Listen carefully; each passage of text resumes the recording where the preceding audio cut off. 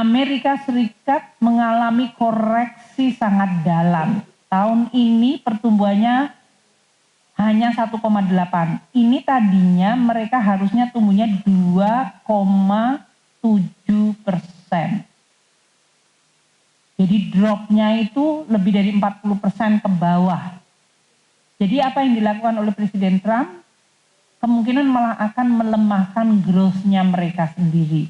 Ini yang menjadi perdebatan sangat sengit di dalam Amerika sendiri. Is that the right policy untuk merestore growth atau menjaga inflasi? Tahun depannya 2026 juga masih akan di 1,7 atau bahkan lebih lemah lagi. RRT juga mengalami koreksi, growth-nya adalah di 4,0. Sayangnya nanti mungkin saya minta Pak Febrio untuk naruh forecast sebelumnya, walaupun ini ditaruhnya di kolom 34. Biasanya lebih mudah membandingkan dengan sebelumnya dengan yang sekarang. Tadinya Cina diperkirakan tumbuh 4,6, sekarang hanya 4%, artinya turun 0,6%. Tahun depan juga hanya 4%. Kita semua tahu Presiden Xi Jinping menginginkan pertumbuhan ekonominya di 5-5,5. Eropa dalam hal ini juga turun 0,2% menjadi 0,8, tadinya tumbuhnya 1% tahun ini.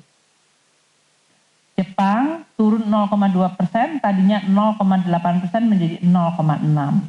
India tadinya 6,5 menjadi 6,2 atau turun 0,3. Indonesia tadinya 5,1% menjadi 4,7. Artinya IMF melihat konsekuensi risiko dari perubahan goncangan global ke Indonesia adalah growth kita bisa tertekan 0,4% menjadi hanya 4,7 tahun ini.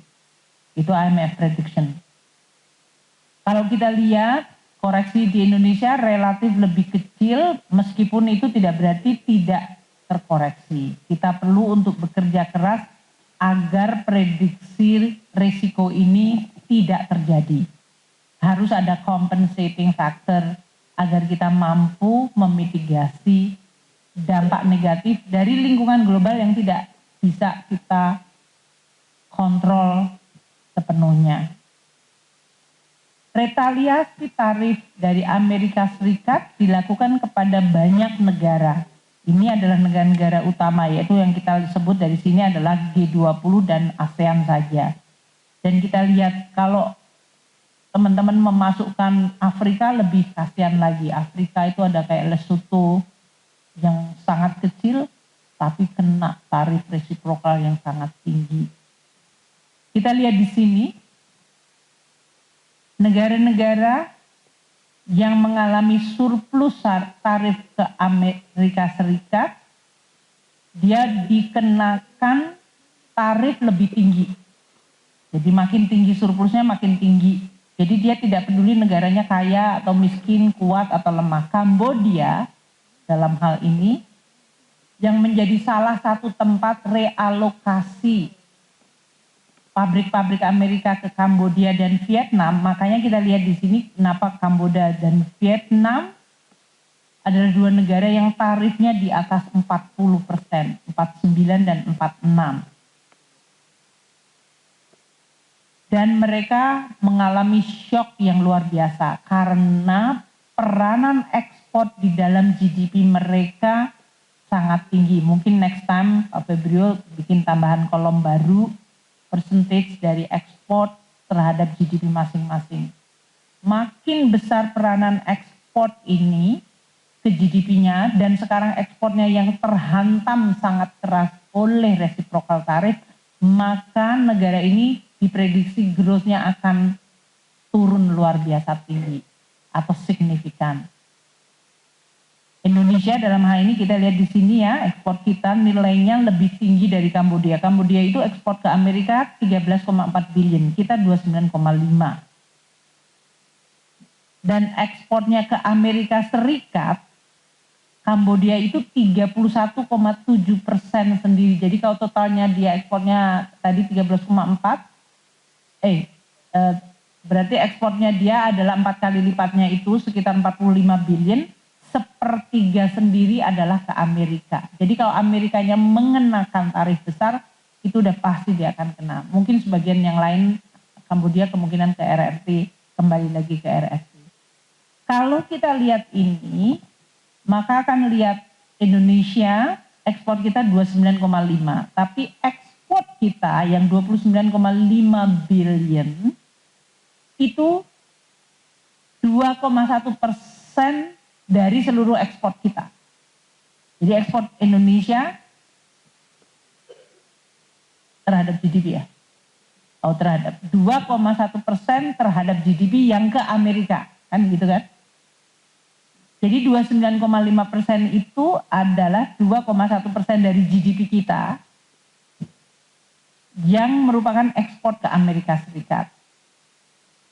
Sehingga meskipun kita terkena tarifnya 32%, itu kalau terhadap total kue GDP kita yang terkena adalah 2,1%. Yaitu yang tadi 29,5.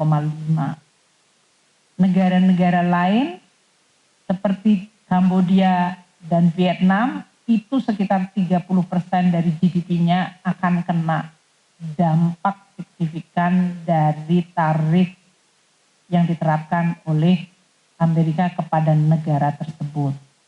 Kita lihat di yang lain, Meksiko yang di bawah nih, yang paling besar ya. Ini memang yang terkena itu. Jadi yang top 3-nya itu adalah Meksiko, Vietnam, Kambodia. Itu juga 27,5% dari GDP-nya tergantung dari ekspornya dia ke Amerika Serikat. Kalau Indonesia 2,1%. Kambodia 31,7%, Vietnam 29,9%. Jadi kalau kita lihat dalam hal ini, dampak dari reciprocal tarifnya Presiden Trump ke negara-negara akan berbeda-beda. Dan ini akan mempengaruhi Malaysia, tetangga kita, 12,7%, di atas 10%, bahkan 12%, itu cukup signifikan. Atau Kanada dalam hal ini yang juga terkena cukup tinggi, 18,8%. Tapi meskipun Indonesia ekspor ke Amerika hanya 2,1%, itu tidak berarti kita kemudian tidak waspada. Ada beberapa komoditas yang akan terpengaruh. Apakah itu di bidang mesin peralatan listrik, pakaian dan aksesori rajutan, alas kaki dan pakaian, serta aksesori non-rajutan. Mungkin teman-teman di sini tahu Barbie ya. Barbie bukan film, Barbie boneka. Barbie boneka itu majority bikinan dari kita. Jadi waktu pertemuan dengan US Treasury, Barbie muncul percakapan mengenai Barbie. Karena Amerika import Barbie paling besar dan produsen terbesar memang dari Indonesia. The second largest adalah Hot Wheels. Itu adalah mobil-mobilan mainan yang kalau Indonesia kita bilang Tamiya kali ya dulu ya. Nah kalau di sana itu Hot Wheels itu. Nah ini mainan anak-anak mungkin buat anda semuanya kayaknya nggak penting. Kalau di Amerika tuh penting. Karena sebentar lagi nanti 6 bulan lagi mereka akan Christmas. Akan Black Friday. Dan setiap nenek-nenek seperti saya akan membeli hadiah untuk cucunya ditaruh di pohon Christmasnya itu. Nah dengan adanya retaliasi ini akan sangat mempengaruhi harga-harga toys, mainan-mainan, selain yang mungkin yang dianggap strategik seperti chip atau electric vehicle atau yang lain-lain. Tapi ini mempengaruhi masyarakat jelata di sana. Dan inilah yang kemudian menjadi salah satu kita juga perlu untuk menjaga agar produksi eksportir kita yang kompetitif dan baik. Termasuk sebetulnya dalam hal ini adalah pakaian jadi dan sepatu. Anda semuanya kalau sepatunya ini ada yang aku nggak lihat, New Balance, Converse, Adidas, Nike, itu cukup banyak yang dari kita. Gitu ya.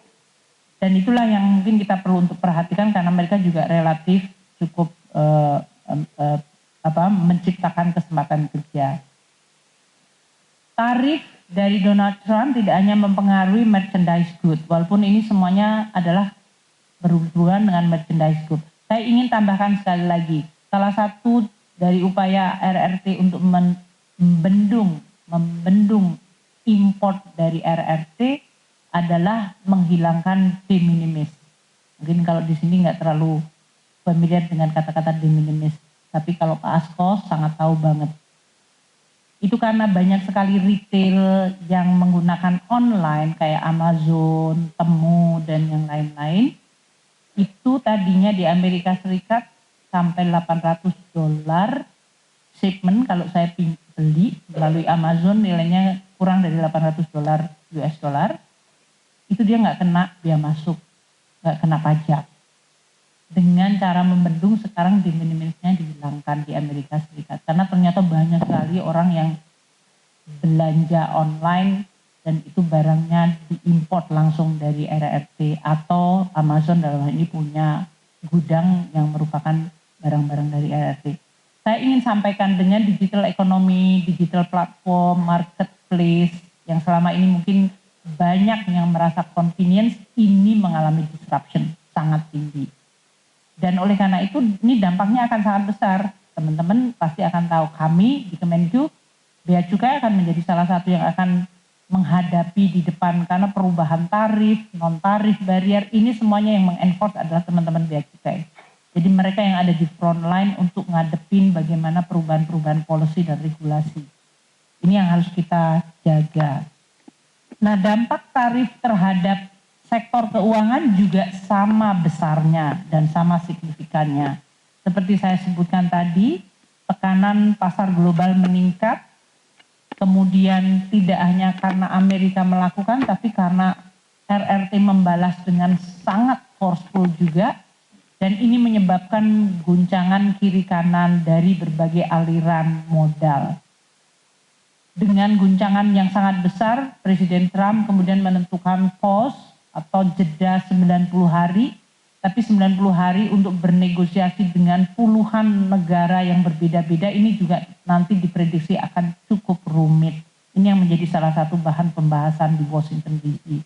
Dalam situasi ini kita lihat dolar indeks menguat, Indonesia terkena depresiasi kita di 4,5% year to date. Stock price kita dalam hal ini mengalami koreksi di sekitar 5% dibandingkan banyak negara. Kita juga bisa lihat di sini ada yang negatif, ada yang bisa positif. Government bond kita juga sedikit mengalami koreksi 8 basis point dibandingkan negara-negara lain yang lebih dalam. Pemirsa, Anda menyaksikan Breaking News Metro TV. Yang Anda saksikan saat ini adalah konferensi pers dari Kementerian Keuangan terkait dengan realisasi APBN kita.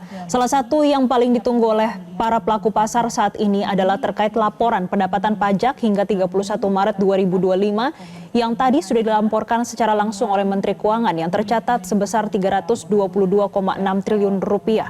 Angka tersebut tercatat turun 18,1% secara tahunan dibandingkan kinerja penerimaan pajak pada Maret 2024 sebesar 393,91 triliun rupiah. Selain itu, pemirsa, perhitungan tahunan juga mengalami penurunan signifikan, namun realisasi penerimaan pajak Maret 2025 ini lebih tinggi dibandingkan kinerja penerimaan pajak pada bulan Februari yang saat itu juga dilaporkan oleh Kementerian Keuangan tercatat 187,8 triliun rupiah. Dalam paparannya, Menteri Keuangan juga menjelaskan realisasi penerimaan pajak tercatat 14,7% dari target penerimaan pajak 2025. Selain itu, ia kembali membandingkan kinerja penerimaan pajak secara bulanan, yaitu pada bulan Maret dan Februari 2025, karena banyak capaian yang menarik dalam konotasi positif pada realisasi pajak di bulan Maret jika dibandingkan kinerja pada bulan Februari 2025. Selain itu, pemirsa, data yang dipaparkan Menteri Keuangan terkait dengan realisasi penerimaan perpajakan untuk keseluruhan ini tercatat 400,1 triliun rupiah pada bulan Maret 2025. Angka ini lebih rendah dibandingkan kinerja penerimaan perpajakan pada periode yang sama di tahun 2024 yang saat itu mencapai 462,91 triliun rupiah. Selain terkait dengan realisasi APBN kita, pada bulan Maret 2025, Menteri Keuangan juga melaporkan terkait dengan pertemuan antara Indonesia dengan Amerika Serikat saat di Washington DC. Ada dua hal yang disoroti pada saat itu terkait dengan alasan Amerika Serikat yang melakukan retaliasi tarif yang menilai kalau iklim global saat ini tidak menguntungkan dan tidak adil bagi Amerika Serikat. Ditambah dengan adanya sentimen ketidakseimbangan perekonomian global yang dinilai merugikan ekonomi Amerika Serikat. Maka dari itu, pertemuan antara Indonesia dan juga Amerika Serikat saat itu juga melihat bagaimana adanya potensi krisis keuangan yang sangat besar kemungkinan terjadi. Sehingga kembali ada pembahasan terkait dengan financial safety net untuk level global. Dan yang dilakukan Indonesia saat ini adalah melakukan reformasi dan deregulasi ini untuk perbaikan dan juga mengurangi beban perekonomian domestik. Selain itu, pemirsa, hari ini Menteri Keuangan juga menyampaikan salah satu dampak dari retaliasi yang diberikan atau yang diterapkan oleh Amerika Serikat adalah pertumbuhan ekonomi yang menurun baik secara global dan juga domestik. Ini terlihat dari paparan World Bank dan juga IMF pada pekan lalu, yang mana IMF untuk Indonesia sendiri atau domestik yang pada bulan Januari 2025 menyampaikan pertumbuhan ekonomi Indonesia saat itu 5,1% untuk tahun 2025, namun dikoreksi menjadi 4,7% secara tahunan di tahun 2025. 7% negara yang disurvei yang ekspansif. Berarti mayoritas lebih dari 60% negara itu. Demikian breaking news Metro TV. Terima kasih dan sampai jumpa. Jelajahi cara baru mendapatkan informasi. Download Metro TV Extend sekarang.